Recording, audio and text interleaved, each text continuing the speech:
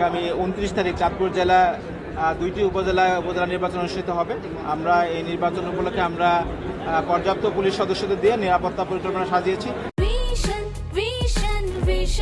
100% copper কন্ডেন্সারে তৈরি vision fridge, তাই গুণে মানে অটুট থাকে বছরের পর বছর। আমাদের নিরাপত্তা পরিকল্পনা 5 স্তরের নিরাপত্তা ব্যবস্থা আমরা গ্রহণ করেছি।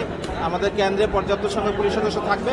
কেন্দ্রকে সাপোর্ট করার জন্য আমাদের মোবাইল টিম কাজ করবে, তারপর আমাদের স্ট্রাইকিং টিম কাজ করবে। আমরা থানা এলাকায় এবং আমাদের পুলিশ লাইন্সে আমরা পর্যাপ্ত সংখ্যক পুলিশ সদস্য স্ট্যান্ড বাই রেখেছি।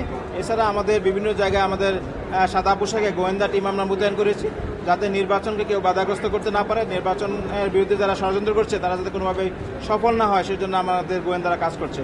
আমরা আশা করছি চাঁদপুর জেলায় বিগত 2 ধাপে যেভাবে নির্বাচন অনুষ্ঠিত হয়েছে তার চেয়ে আরও বেশি শান্তিপূর্ণ এবং সুন্দর ভোট আগামী 29 তারিখে অনুষ্ঠিত হবে।